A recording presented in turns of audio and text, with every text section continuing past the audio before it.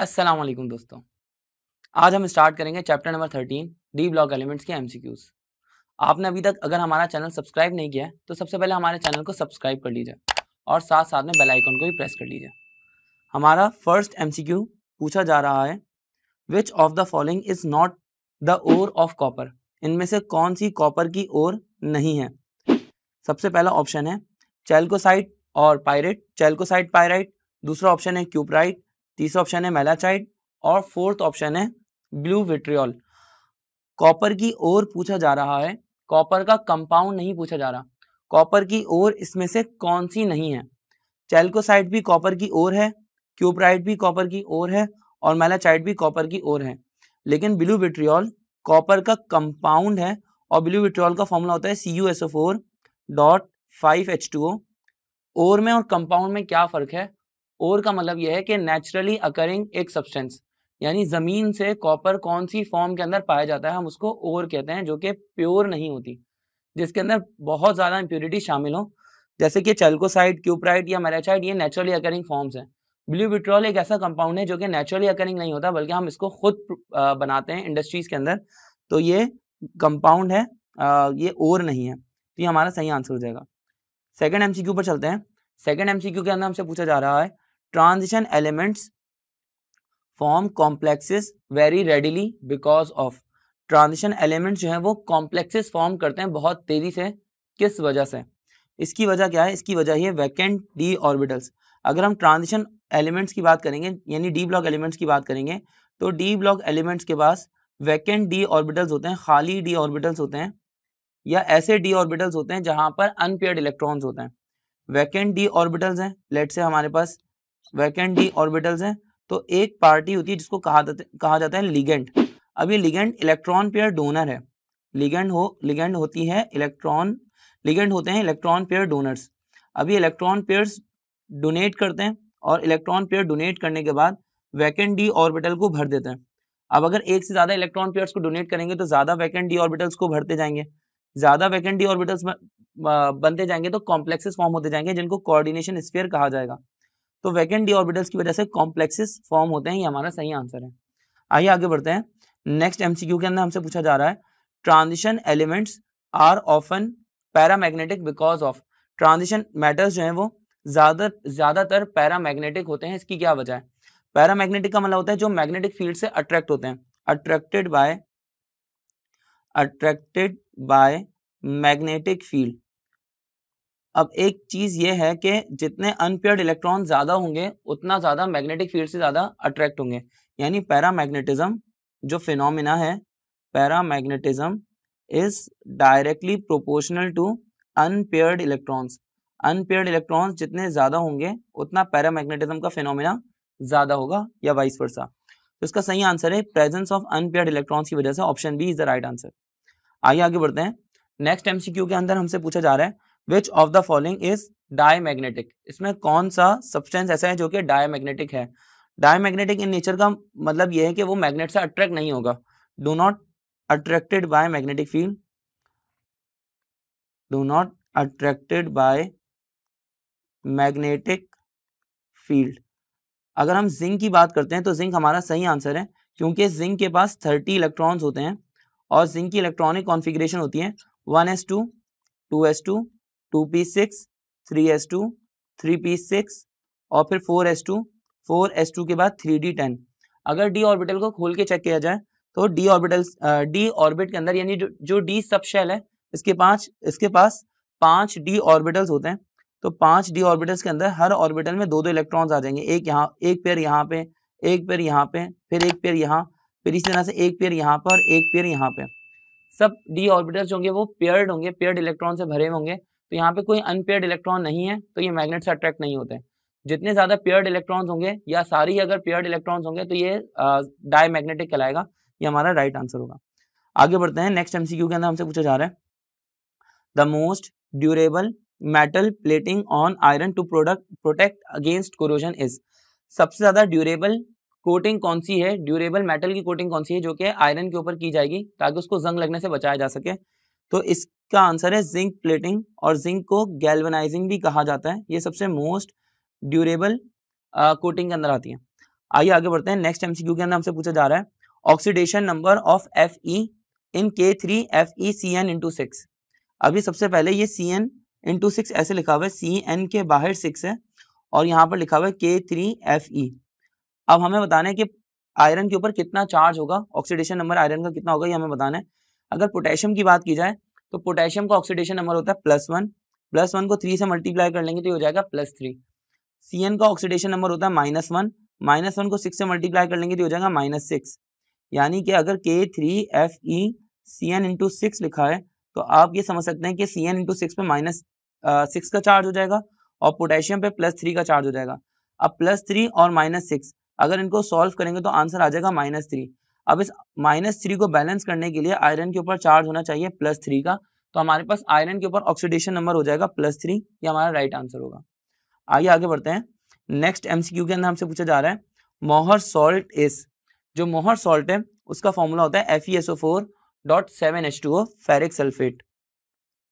MCQ number 8 के अंदर हमसे पूछा जा रहा है blue vitriol is, blue vitriol इसमें से क्या होता है, तो ब्लू विट्रियोल होता है CuSO4.5H2O।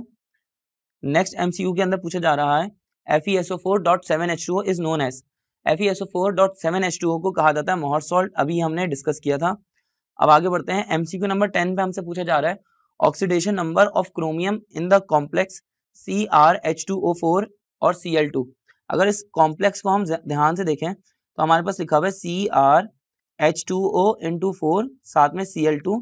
ये जो वाटर है, वाटर एक न्यूट्रल लिगेंड है। न्यूट्रल लिगेंड होने का मतलब यह है कि इसके ऊपर कोई चार्ज नहीं होता। 0 को 4 से मल्टीप्लाई कर लेंगे तो आंसर आ जाएगा 0। क्लोरीन की बात करेंगे तो क्लोरीन के ऊपर चार्ज होता है -1, -1 को 2 से मल्टीप्लाई कर लेंगे तो ये हो जाएगा -2। अब इस -2 को बैलेंस करने के लिए क्रोमियम पे चार्ज होगा +2। इस तरह से हम ऑक्सीडेशन नंबर डायरेक्टली कैलकुलेट कर सकते हैं विदाउट यूजिंग एनी फॉर्मूला। अब हमारे पास सही आंसर हो जाएगा यहाँ पर ऑप्शन बी +2। आइए आगे बढ़ते हैं। नेक्स्ट एमसीक्यू में हमसे पूछा जा रहा है cobalt, nickel and iron of first transition series can be magnetized, hence they are. अब आपको इन सब एलिमेंट्स पे फोकस करने की जरूरत नहीं है, आपको सीधा सीधा एक आंसर एक स्टेटमेंट बता दी गई है। वो स्टेटमेंट यह है कि कोबाल्ट को या निकेल को या आयरन को, लोहे को हम क्या कर सकते हैं, मैग्नेटाइज कर सकते हैं, यानी टेम्परेरी तौर पे इसको मैग्नेट बना सकते हैं। अब जब इसको टेम्परेरी तौर पे मैग्नेट बना सकते हैं तो इनको क्या कहा जाएगा, पैरामैग्नेटिक, डायमैग्नेटिक या फेरोमैग्नेटिक या नन ऑफ द अबव। तो इसका सही आंसर है फेरोमैग्नेटिक। फेरोमैग्नेटिक एलिमेंट्स वो होते हैं जिनको टेम्परेरी तौर पर मैग्नेट बनाया जा सकता है। आइए आगे बढ़ते हैं। नेक्स्ट एमसीक्यू के अंदर पूछा जा रहा है D block elements generally form, D block elements आम तौर पर क्या बनाते हैं, covalent hydrides, complex hydrides, interstitial hydrides या सॉल्ट लाइक हाइड्राइड्स। तो इसका आंसर है इंटरस्टिशियल हाइड्राइड्स। इंटरस्टिशियल हाइड्राइड्स वो होते हैं कि मेटल्स के अंदर स्पेसेस होती हैं उनके स्ट्रक्चर्स के दरमियान में, जहां पर हाइड्रोजन गैस अगर पास करवाई जाए तो हाइड्रोजन गैस उन स्पेसेस में ट्रैप हो जाती है। अब वो फिजिकल हाइड्राइड्स बना लेते हैं और इन फिजिकल हाइड्राइड्स को इंटरस्टिशियल हाइड्राइड्स भी कहा जाता है, मेटालिक हाइड्राइड्स भी कहा जाता है, फॉल्स हाइड्राइड्स भी कहा जाता है और वगैरह वगैरह। तो और नॉन स्टेशियोमेट्रिक हाइड्राइड्स भी कहा जाता है। तो D block elements interstitial hydrides बनाते हैं, ये हमारा सही आंसर है। नेक्स्ट एमसीक्यू पे हमसे पूछा जा रहा है on heating crystals of copper sulphate becomes white. जब हम हीट करते हैं तो क्रिस्टल्स कॉपर सल्फेट के व्हाइट हो जाते हैं।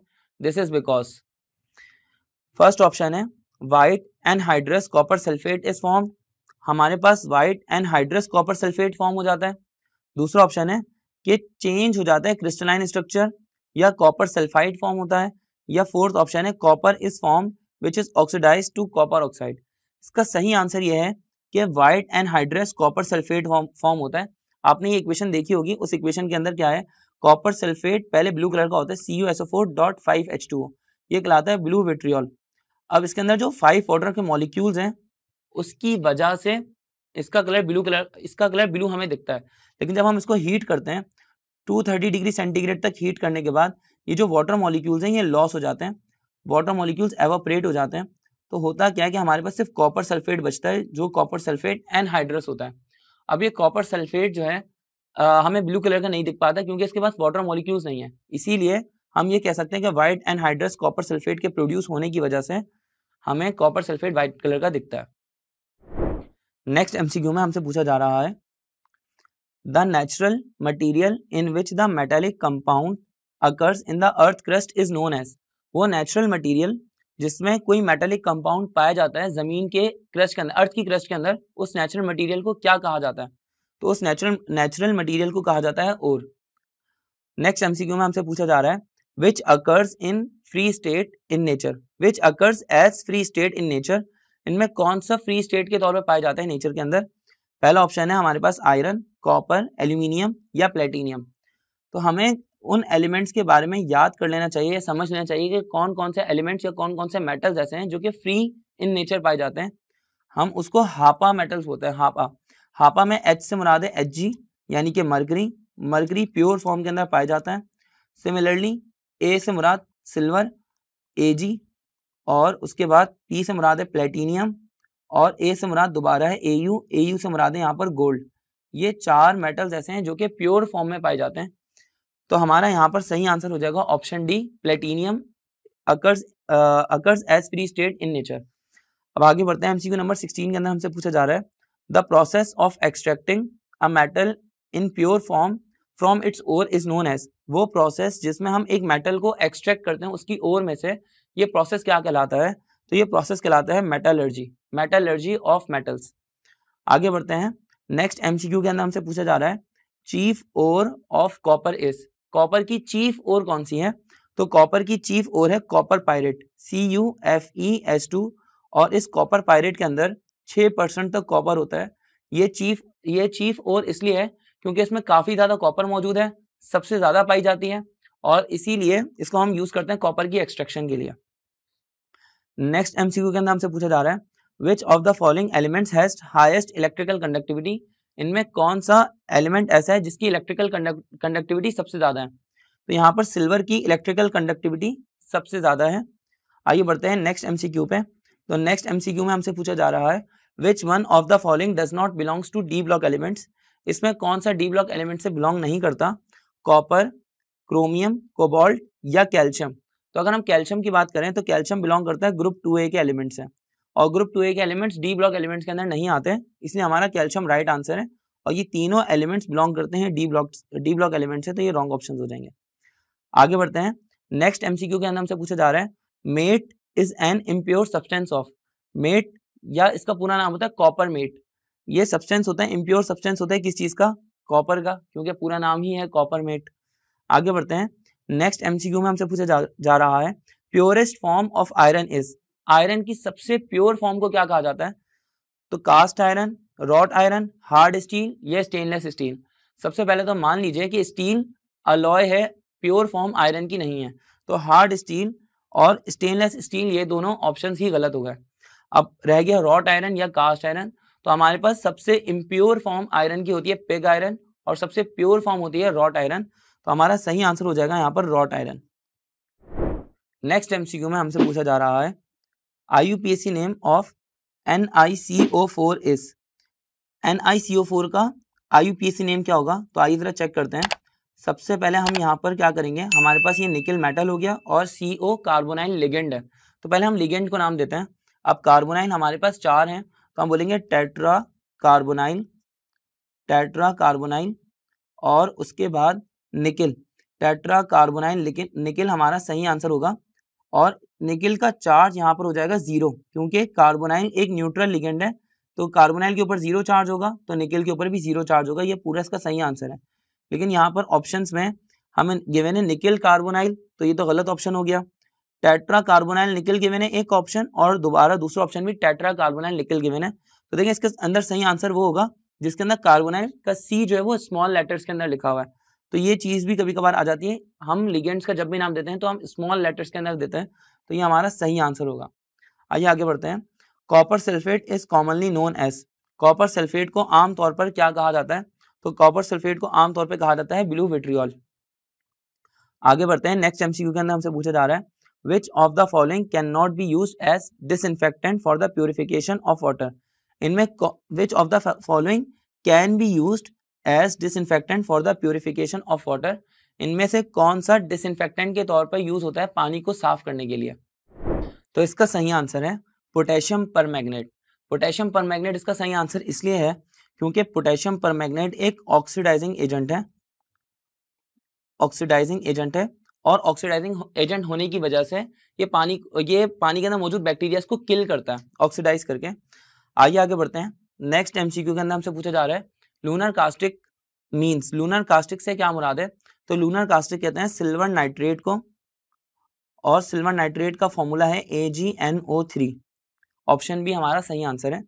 नेक्स्ट एमसीक्यू के अंदर हमसे पूछा जा रहा है for the detection of halide ions in laboratory we use. जब हमें हैलाइड आइंस की डिटेक्शन करनी होती है लेबोरेटरी के अंदर, लैब के अंदर, तो हम कौन सी चीज यूज करते हैं? AgNO3, copper sulphate, potassium dichromate या पोटेशियम परमैंगनेट KMnO4। इन चार चीजों में से क्या चीज यूज करते हैं? तो जब आपने एलिमेंट डिटेक्शन की होगी अपने सेकेंड ईयर के प्रैक्टिकल्स के अंदर, तो आपने एक मैनुअल के अंदर पढ़ा होगा कि हैलाइड आइंस की डिटेक्शन के लिए हम सिल्वर नाइट्रेट का सोल्यूशन यूज करते हैं। तो हमारा सही आंसर होता है silver nitrate. I hope you get the answer. Next MCQ के अंदर हमसे पूछा जा रहा है 27 पे, one of the most important ways of protecting a metal from corrosion is. अगर सबसे मोस्ट इंपॉर्टेंट वे की बात की जाए किस तरीके से हम एक मेटल को प्रोटेक्ट कर सकते हैं कोरोजन से, पहला ऑप्शन है अलॉय बनाना, उसको इलेक्ट्रोप्लेटिंग करना, या गैल्वेनाइजिंग करना, या कोटिंग करना किसी नॉन मेटेलिक मटेरियल्स की। तो सब ये सारे ही इंपॉर्टेंट तरीके हैं जिससे हम किसी भी मेटल को रोक सकते हैं कोरोड होने से। लेकिन एक ऑप्शन इसमें से ऐसा है जिसको हम खुद से भी कर सकते हैं, वो ऑप्शन है coating with non metallic materials. यानी कि किसी मेटल के ऊपर अगर हम पेंट कर दें, ऑयल लगा दें, ग्रीस लगा दें, तो उससे हम उसको कोरोड होने से रोक सकते हैं। ये सबसे इंपॉर्टेंट तरीका है, सबसे अहम तरीका है किसी भी मेटल को कोरोजन से रोकने के लिए। आइए आगे बढ़ते हैं। नेक्स्ट एमसीक्यू में हमसे पूछा जा रहा है photographic films and plates have an essential coating of. जो फोटोग्राफिक फिल्म्स हैं या प्लेट्स हैं, इसके ऊपर एसेंशियल कोटिंग किस चीज की होती है? तो इसका आंसर है सिल्वर ब्रोमाइड AgBr की। नेक्स्ट एमसीक्यू के अंदर हमसे पूछा जा रहा है which is most reactive metal. इसमें से सबसे रिएक्टिव मेटल कौन सा है? फर्स्ट ऑप्शन है आयरन, प्लेटिनियम, निकल या सोडियम। तो अगर हम देखें तो यहाँ पर ये तीनों एलिमेंट्स बिलोंग करते हैं डी ब्लॉक एलिमेंट्स हैं। अगर चारों ऑप्शंस डी ब्लॉक एलिमेंट्स के होते हैं तो फिर हम चारों ऑप्शंस के अंदर देखते हैं कौन सा ज्यादा रिएक्टिव है। लेकिन अगर हम यहाँ पर फिलहाल चौथे ऑप्शन की बात करें सोडियम बिलोंग करता है ग्रुप 1A के एलिमेंट्स हैं, और ग्रुप 1A के एलिमेंट्स एस ब्लॉक एलिमेंट्स हैं और ये हाईली रिएक्टिव एलिमेंट्स हैं। तो हमारा सही आंसर फिलहाल हो जाएगा सोडियम हमारा सही आंसर होगा। 30 पे बात करते हैं। 30 हमारा लास्ट एमसीक्यू है इस चैप्टर का, और इसके अंदर कहा जा रहा है कि first transition element present in first series of D block is. जो पहला ट्रांजिशन एलिमेंट है डी ब्लॉक एलिमेंट्स का, और वो पहली सीरीज के अंदर ही मौजूद है, वो एलिमेंट कौन सा है? स्कैंडियम, जिंक, क्रोमियम या निकल। इसका सही आंसर है स्कैंडियम डी ब्लॉक एलिमेंट्स का पहला एलिमेंट है जो कि फर्स्ट ट्रांजिशन सीरीज के अंदर मौजूद है। यहाँ पर हमारे डी ब्लॉक एलिमेंट्स के सारे एमसीक्यूज 30 एमसीक्यूज हमने कवर किए, ये खत्म होते हैं। अगर आपको और ज्यादा प्रैक्टिस करनी है एमसीक्यूज की, तो डिस्क्रिप्शन के अंदर एक लिंक मौजूद है जहां मकसद ऐप की तरफ से आप डिजाइन करदा कोर्स को बाय कर सकते हैं, ECAT या MDCAT का, और वहां पे आपको ढेर सारे एमसीक्यूज मिल जाएंगे जो कि आपकी तैयारी के लिए मददगार साबित होंगे। हम मिलते हैं आपसे नेक्स्ट वीडियो के अंदर, तब तक आप अपना ख्याल रखें। अल्लाह हाफिज।